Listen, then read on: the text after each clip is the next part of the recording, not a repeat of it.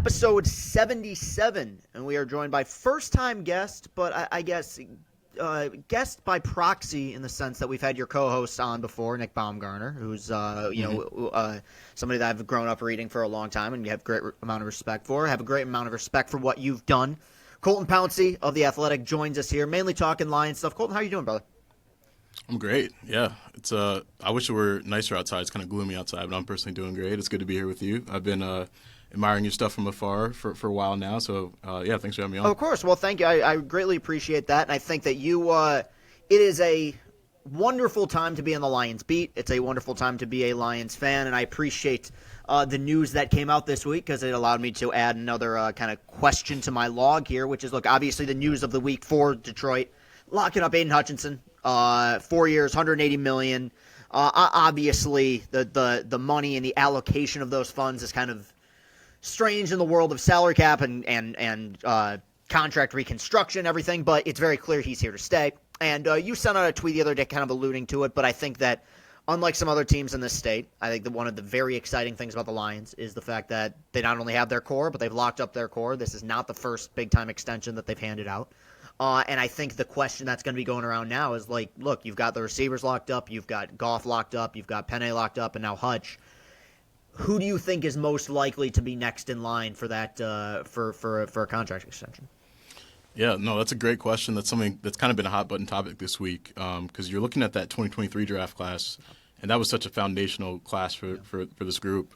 You got Jahmyr Gibbs, Jack Campbell, Sam Laporta, Brian Branch. Like those are all dudes that are going to be at or near the top of the market in terms of their positional pay scale. So when you're looking at it that way, you know, you got Bijan and Gibbs that are going to be due up here pretty soon. They're both eligible this coming off season, but they also have those guys like have fifth-year options, Gibbs and Campbell.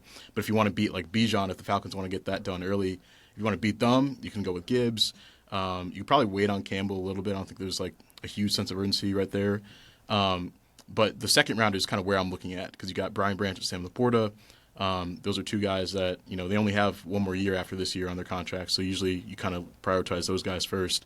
So I'm kind of curious which way they go. Branch has been a little bit of hot water here recently. So I don't know if that has affected the long-term plans. I would guess it hasn't because they know who BB is. And, you know, he's one of the dudes on this defense, probably second best player behind Aiden Hutchinson.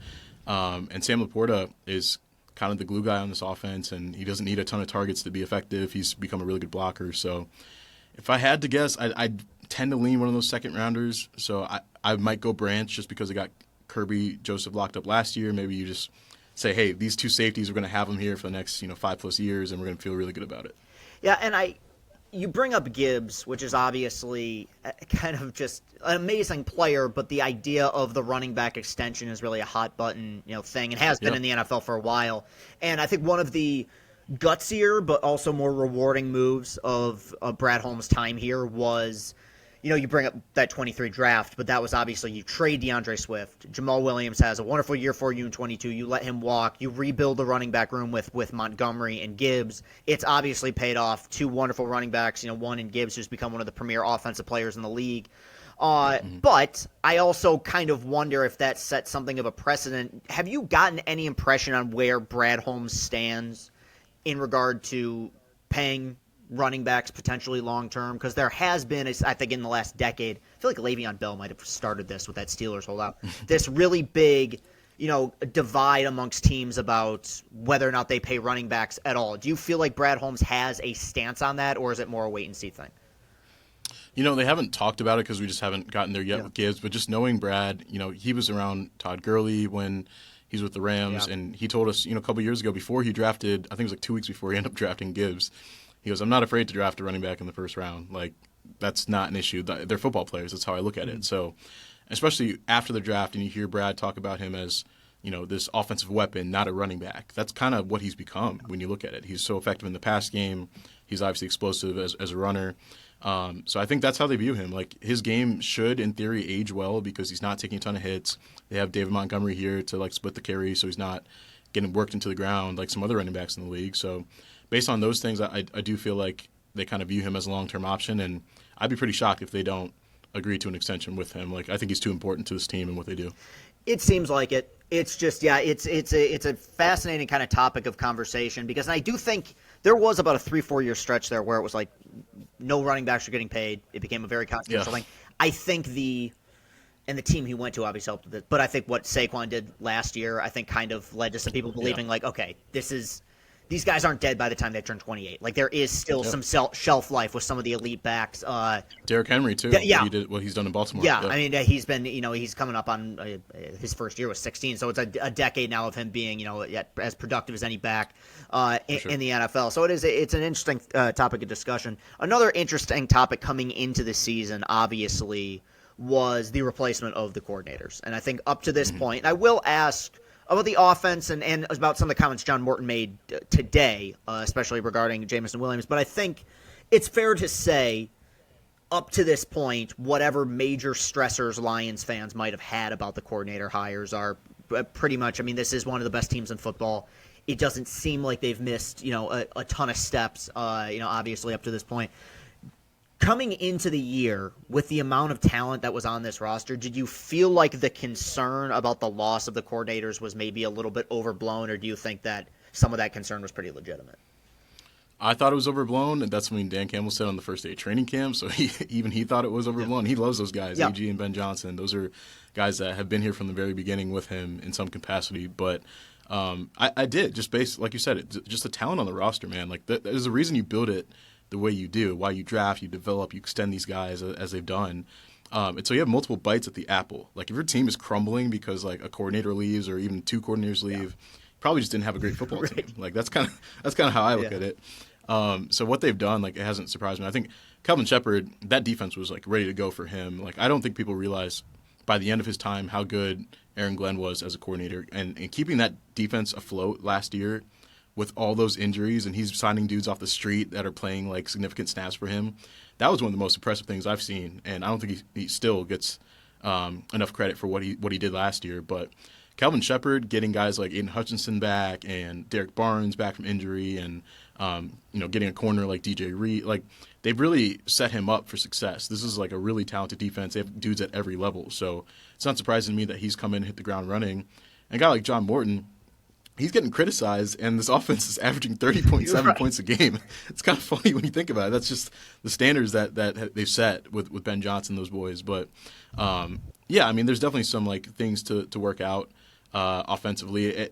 They're putting up these points, but you look at who they've done against, some poor teams there. Their two big games, Kansas City and Green Bay in Week 1, did not have the best offensive performances in those ones. So, yeah, I think there's some things to nitpick, but at the end of the day, there are probably 30 other teams that would take this offense and the weapons it has, and I think all the things that we've seen are correctable. Like the talent here is too good to keep struggling in some ways that they are with third down and whatnot, but I would expect John Morton to kind of figure things out. And look, this is week 7, week 8, I guess week 9 now. I mean, like he's still early on. Like Campbell said, it takes up to 6 weeks to kind of realize what you have, so the bye week was a good time to kind of self-scout and figure some things out.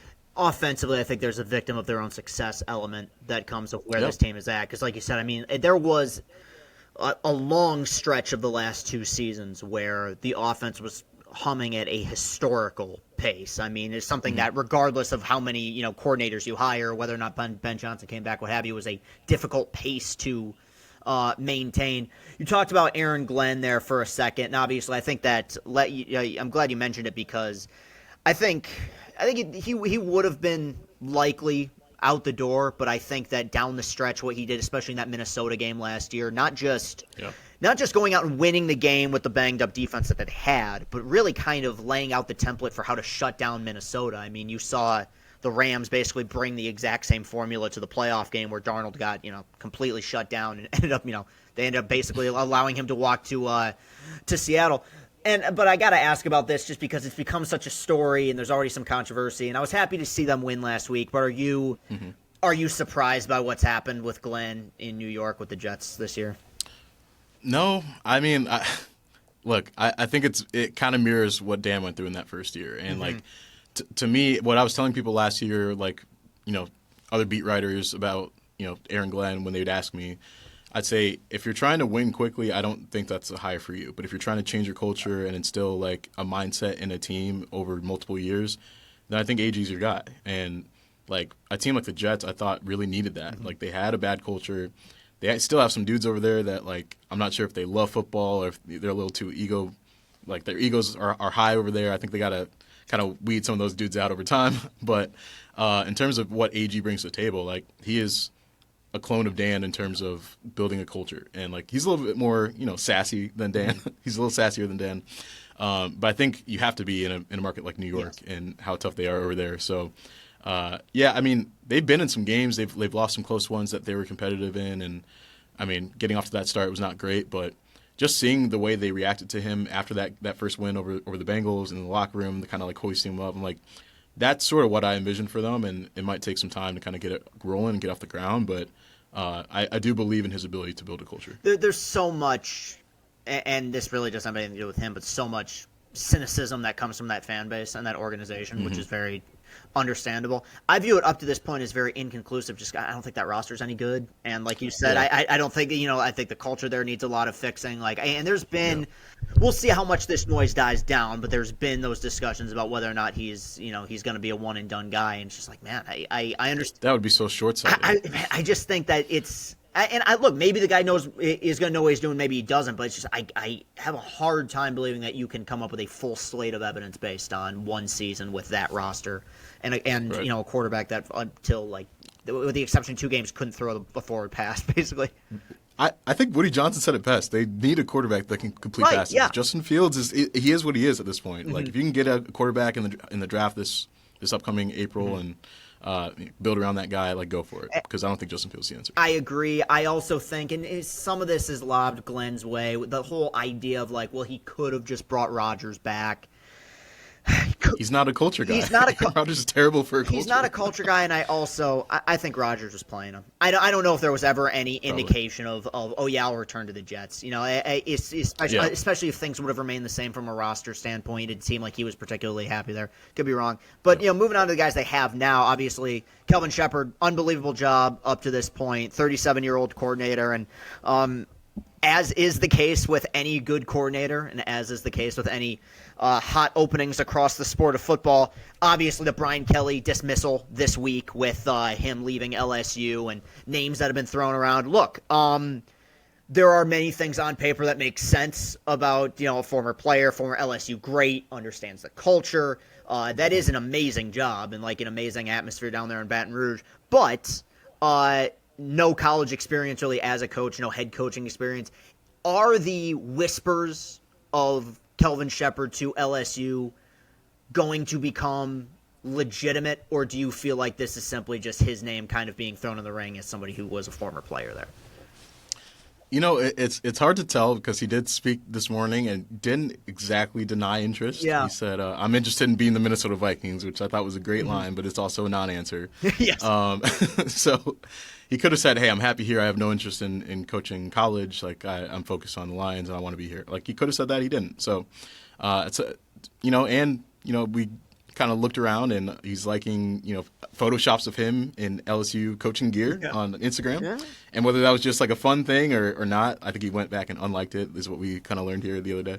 Yeah. But so whether that's legitimate or not, or he just likes the idea of like being floated out there, that's, I'm sure every guy wants the opportunity to just be in the conversation, whether they want the job or not, or come to that realization or not. But when I look at it, I'm just like, the LSU job is such a mess right now. Like, it's a great job, but the hiring process is such a mess where you have, like, what is it, the Louisiana governor's getting involved, and, like, he's going to make the hire, and the AD is not going to be involved. I'm like, what are they doing down there? I have no idea. So that sounds like a mess. That's sort of the opposite of what Shep has here in Detroit with an owner like Sheila who is involved but doesn't meddle, and, like, working for a guy like Dan who's so easy to work for and a mentor of his, and he's only been in this role for a year. So, like, I think if he keeps on his current trajectory, he could have an NFL head coaching job and not have to recruit and deal with donors and all that nonsense. So that's kind of where I'm at with it. But, we'll see. That is his alma mater. He said he's a liger, he's a tiger and a lion. So I think it's conflicting interest there. But we'll end up seeing later on, I guess. It's a fascinating thing just because I feel like, just from an ego standpoint, it has to be so humbling and cool just to have your name thrown around at a place where you used to play. I mean, 100%. It's very similar I remember last basketball season, right when it was announced Mike Woodson wouldn't be returning to Indiana. And Dusty May, like that week, was coaching against Indiana, and they were talking about he was a former player or coach's assistant here, and grew up on Indiana basketball. And they asked him about the opening, and he didn't deny it, but you could tell there was kind of a twinkle in his eye, like this is pretty cool. And then a week later, they locked him up. My whole thing is, I think Kelvin Sheppard, he's 37. He could probably work in the NFL in some capacity for the next 30 to 35 years and be totally fine. Yeah. With college, it's just, LSU had 3 coaches that won national championships for them, and none of them were lifers there. Saban, Ogeron, and Les Miles. I mean, there's a fragileness, especially in the modern age, that comes with a job like that. And, the pay's good and the culture's good if you win. But as we kind of saw with Brian Kelly, what life is like on the other side if things don't quite work out. Transitioning now to the offense, because you alluded to it earlier, but I do think, even with the points they're scoring and even with some of the great games they had, the Tampa Bay game, while not – look, they played great. They dominated the game. That was a game where you got the impression in the first half, offensively, they could have really put that thing away, and they didn't. And I think that when you look at some of the advanced numbers, you mentioned third down. They've been behind the sticks quite a bit more than they were over the last few years. I think that the distribution of the carries with the running backs has gotten a little bit bizarre. There's been moments where it feels like David Montgomery's been out of the game, and then there'll be a game like Baltimore where he takes over the game. Do you feel like this is simply the growing pains of a new offensive coordinator, or do you feel like maybe there are some legitimate concerns with the offense that we should be paying attention to? Probably some growing pains. Again, I think there's too much talent to kind of like let this be a season-long thing. But like early on, like look, they played some good defenses. The Packers have a really good defense. The Browns have a really good defense. So they've played some good units here. The Chiefs do as well. So, I think that's part of it. But also, like Morton's a competent dude, and like he wants to put his personnel in positions to succeed. But also, you hear him talk about some of these like game plans, like, oh, we're going to run the ball in Cleveland. Like we don't care. We're going to run the ball. Like he's very confident, and he's that sort of brash like mentality, like old school type of coach where, he believes in his guys, but also you have to kind of figure out how defenses are playing you. And I think that's sort of what the bye week was about, and he kind of mentioned some of that today. He said he needs to do a better job getting Jameson Williams some more targets. And they had a conversation, kind of a heart-to-heart, and he mentioned, like, hey, man, I'm failing you. Like, I need to do a better job. That's on me. And to his credit, like, Jameson has been great about it and hasn't really complained from what we've seen. Maybe a couple of Instagram posts here and there, but that's normal for wide receivers in the NFL. Yeah.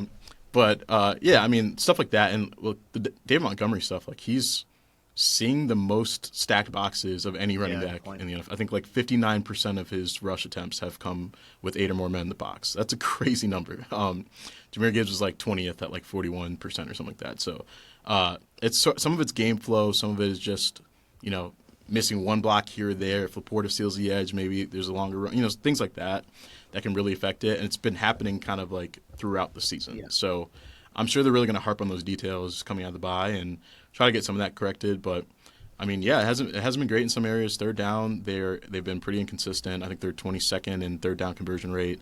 They're 0 for 20 on 3rd and 10 or more. I think is what I saw. So I think overall they're like 7 of 36, I want to say, on like 3rd or 7 or longer. So like, yeah, it hasn't been great, and like sustaining those drives is key for a group like this because once they get in the red zone, they have the 3rd most efficient red zone offense in the NFL. So they're scoring points and touchdowns when they get there, but it's been a little inconsistent along the way. Yeah, it's tough, and as a fan, it's difficult to get a great gauge on it. I also think they had as much a nightmare of a first game as you could have imagined, and I think that left a bad taste. I mean, week 1 overreactions aplenty in terms of the coordinators and the offensive line, and I think it was the stars aligning in the worst way, where you're facing a first year OC, a not brand new but a relatively new offensive line with some of the guys that had left and coming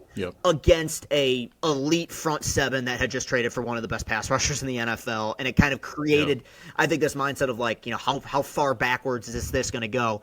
it's never gotten worse than that game. But that was really the first offensive game that they'd had like that probably since year one under Campbell, where it just felt like they were completely overmatched and they've been able to bounce back. I can tell that you're a seasoned journalist because you masterfully transitioned into my next question, which was about Jameson Williams. Nice. Interesting quote today, and you talked about the heart-to-heart, him saying that he feels like he's failed JMO, and I saw that quote. I didn't get a chance to look at, kind of the rest of, what he might have expanded upon there, but what did he – how do I put this?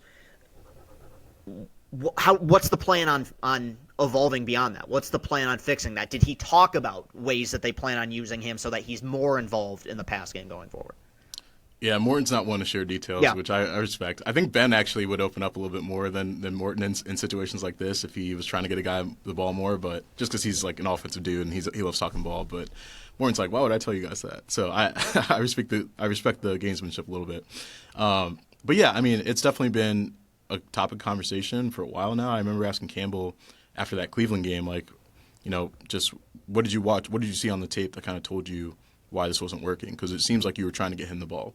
And it's been kind of a theme throughout the season. Like when they get those man looks, they want to hit JMO down the field. And there are plays that are drawn up to scheme that open or try to get him those shots downfield. And it's either well covered because they are scared of the vertical threat or, Goff checks down or hits someone over the middle. So like his speed is inherently helping this offense, like even when he's not getting the ball, and he's also a great blocker, so he's helping in other ways, like the attention that he gets downfield, the blocking in the run game, that does so much for the guys around him. And I really think JMO's become like a selfless player because of that. Because when he was younger, he probably, I think Scotty Montgomery told us, he probably would have complained a little bit more and why am I not getting the ball? But I think he understands how defenses are playing him. When they're playing too high and trying to limit those deep shot opportunities, that opens up things for Amon-Ra St. Brown over the middle, Sam Laporta, Jahmyr Gibbs in the passing game, the screen game. So it's helping the offense. But yeah, look, man, he's a competitor, and that's what I respect about JMO. He wants the ball and he wants to contribute, and it would be weird if he didn't want the ball. Like you don't want your wide receiver to be complacent. You want him to try to help the team. So that is on Morton, and he took ownership of it and said, "Look, I'm going to do a better job getting him the ball. He's too good of a player. He's worked too hard, so." We know what kind of a weapon he is, and that's on me to kind of get him the ball more. So I imagine he did a lot of homework on that during the bye, but you got to go out and do it now if you're gonna talk the talk. Yeah, and JMO, I mean, since he arrived, the guy's been a very polarizing player in terms of people's opinions of him, and just the fact that he had a 1,000-yard season last year. I mean, there will be these flashes of brilliance in the pass game. I think that the way that he complements St. Brown in that slot position and then being kind of the over-the-top guy, I think it's worked masterfully when it's worked. And I also think, like, to a certain extent, we always, as fans, try to, find the scapegoat and play the blame game. But defenses are just too. I mean, they're aware of the fact. I think that over the last few years, there'd been so much focus on St. Brown, on Laporta, and some of these weapons that maybe it allowed him to get into these man situations where he was, he could just outrun somebody. I don't know if those situations have exactly arisen here in 2025.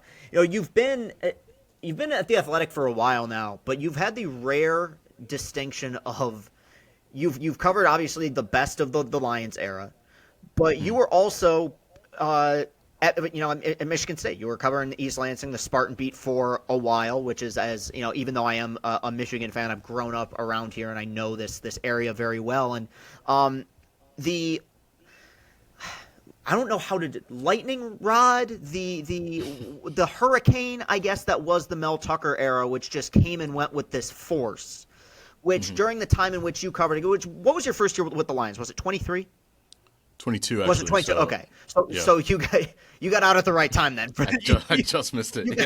You got Kenneth Walker and then you were gone. But I guess, but I think that's an interesting perspective because you saw what at the time was viewed as a program on the rise, and you were there for the Kenneth Walker. I know technically wasn't a Heisman campaign, but it's the greatest offensive season in the history of Michigan State football. A coach that gets a 10-year extension. You beat a Michigan team that makes the playoff. You win. I can't remember. Was it 11 games? Was it the Cotton Bowl that they won? Oh, Peach Bowl. Peach Bowl. Okay. Peach Bowl, And all these fucking games run together. I had to remember that. Yeah. It's been a minute. But they won 11 games. They have, by definition, a pretty magical season, far and away the best year that they've had in the last decade. And then even before the extracurriculars, things went sideways. 5-7 the next year, and that's the kind of the poorly kept secret is like he was probably going to get fired at some point in the next year or two, and then what happened kind of accelerated the process. As someone who was there for the best of it, were you surprised at how quickly things went sideways, given the success that you saw in the time you were there? That was sort of my question. It's like they kind of nailed the portal going to that 21 season, and like that was still when things were kind of early, and everyone's like, "Ooh, like NIL, the portal." Like that felt like uncharted territory for a little bit there. And obviously a guy like Kenneth Walker really got that dude paid and masked a lot of the issues there because like their offensive line was not great, but Kenneth was kind of finding the holes and making things shake on his own. And you lose an NFL receiver like Jaden Reed, they were losing some really talented guys on that offense. And I know Peyton Thorne was still there, but he was a guy that was, and I think Payton's a really good player, but he was propped up with the play action game because 100%. Of the threat of Kenneth Walker and those receivers. So, offensively things were a little bit weird when those guys left. In terms of recruiting, I still think they were getting some good talent. Mm-hmm. Like you look at some of the guys that end up leaving Michigan State, like Keon Coleman had success elsewhere. Sam Levitt is now at Arizona State. I'm probably forgetting some guys, but like they've had some dudes transfer out, that Mel recruited to Michigan State. And I think his recruiting game plan was pretty sound. He had connections in Ohio and the Southeast from his SEC time. So like I still think it was like on paper the sort of coach that you want in the modern era because he was modernizing the program and getting good recruits. And I know that people make fun of like him posing next to cars and Lambos and whatnot. That was a little ridiculous. Working. I mean, it was part of the brand. The kids like that. Like so to go from him to a guy like and again I agree. Like things were kind of falling off just with you lose dudes to the NFL. Mm-hmm. You kind of got to reload. That the recruiting wasn't where it needed to be yet. There's still young guys that you couldn't really rely on in that 2022 season. And then he gets fired and he's an idiot, being honest. He's an idiot. I don't know why he did that. Lost his way for sure. And I do have a couple more questions about that just because I'm fascinated by that era because like you said, on paper, they were in love with this guy. I mean, they were. I don't want to even like downgrade him.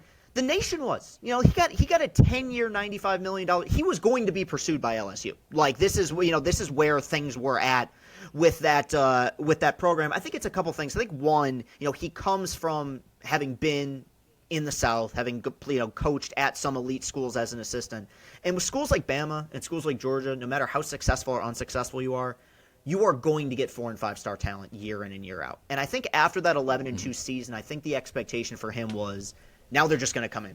And at East Lansing, that's not the case. You have to continually hammer the recruiting trend, hammer the portal, and it becomes a very exhausting job.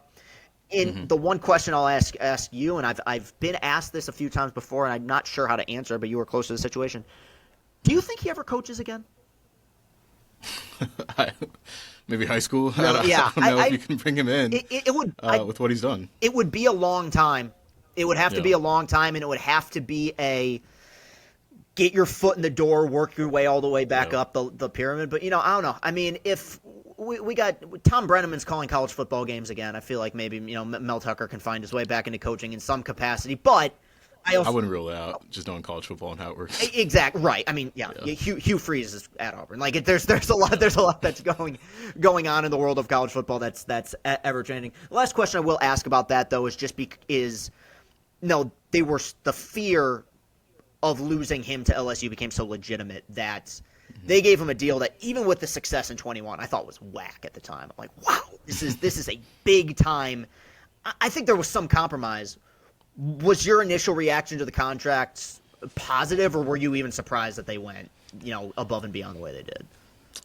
I think they were trying to send a message at the time that they wanted to sort of ascend into that upper tier college football and like, hey, we want a seat at the table. We have money. Like, we're not going to, lose our coach to a bigger program. We're going to step up to the table, and like we're entering this era at a good time, and this is where we want to be. Now, the issue with something like that is you end up overpaying for a guy with 1 year of good success. That's one thing, and I understand why they did it. Like, that's sort of college football. You gotta pay dudes to stay. But my thing with Michigan State, and I've said this a little bit to other people, it's like it feels like the money's there when they want it to be there. Yeah. Like, you look at so many programs around the country, that money's there regardless. Like, you can afford to buy out James Franklin for like $1 billion or whatever. Like other programs, that money's there regardless whether it's rain or shine. And Michigan State feels very wishy-washy in that way, where things are going well. Like, we're more than welcome to more than happy to write the check. But when you have a 5-7 season, it's like, oh, is our money being best spent here? Like, that's sort of been my vibe with Michigan State. It's like, do you want to be that program that you tell everyone you are, or that you want to be? I'm not so sure. And finances, the financial aspect is going to be a thing 100%. As we enter this new landscape. And you're either there or you're not. So you got to make a decision one way or another. Obviously, they're still dealing with the ramifications of Mel Tucker's situation right now. Jonathan Smith is on the hot seat. Yeah. Do you want to let him go and have to pay more just to get another guy in here? That's the position they're in, and I feel for them in some ways, but it's also like you kind of brought this on yourself. Yeah, it's a tough situation. It's comparable to me. I've always found like Michigan basketball and Michigan State football have these weird parallels where Michigan basketball, I'm not going to say cried poverty, but kind of put their hands up and said, what you going to do with NIL stuff when Juwan was there? And now all of a sudden you bring in a coach that you believe in Dusty, and he's killing the portal, and they're paying guys endless money, and all of a sudden they have a top 5 roster in the country. It's like Michigan State's a major university, and I think the frustration, obviously, from their fan base is when are they going to spend the money, and how is it going to be spent? Well, I promised you 30 minutes. I went 31, so I apologize for that. But hey, man, look, you're a Michigander now, whether you like it or not. You are firmly a part of the culture here. You've done a wonderful job, and it's been great seeing you kind of advance and grow. And obviously, you are. I've been, and I told him this, and I think I may have inadvertently made him feel old, but your co-host Nick Baumgartner is somebody that I've been admiring and watching since he was doing videos outside the big house during the Brady Hoke era. So that's one of my favorite team ups that you guys have currently going on in Michigan. So wishing you all the best. We'll make sure to plug your stuff, and people out there, subscribe to The Athletic. It's absolutely worth it, and I appreciate you coming on Chris' Company. Absolutely. Thanks for having me on, man. I really appreciated that, and obviously no intro again like we usually have done. That was per Austin's recommendation. I think he's smart for that. But Colton Pouncey, I mean, if you follow this area at all, if you follow the sports teams in this area, you know he does a wonderful job, and such an intelligent guy. And I really look. I'm not trying to suck up or kiss ass necessarily, but I have people that I view as interesting and smart on my show. That's always been the purpose of this show, is to talk to anyone I find interesting. I think that we benefit greatly from the fact that there are some really intelligent, awesome media members in this state, and it's a golden age of Lions football. And I think it's pretty rare that you have a non-Michigander who has covered both the college beat and the professional beat, and he's done a wonderful job at both. So we will make sure to link to his socials and continue to support him, as he does a fantastic job for The Athletic. But we also are going to shamelessly plug ourselves here. You follow me on Twitter at Castellani2014. We're on TikTok as well, over 11,000. Actually, almost close to 12,000 followers on there. Wow, you done good. All right. If you want to find us on YouTube, you're watching us right now, hit that like button, hit that subscribe button. We are available in audio form on Apple Podcasts. We are available in audio form on Spotify. And, of course, you can find us at CastellaniContent.com, which is getting updated pretty much every single day with the content that Austin and I create. And shout out to our awesome producer, Austin Sisler, who continues to do a wonderful job trying to make his life a little bit easier by changing the software that we're recording on. It's kind of a difficult explanation, but I'm the guilt has worn on me keeping my producer up till 3 o'clock in the morning to help me out. So hopefully we are able to expedite the process a little bit, but we're greatly appreciative of all of you guys. And look, I'm going to keep hammering this point home.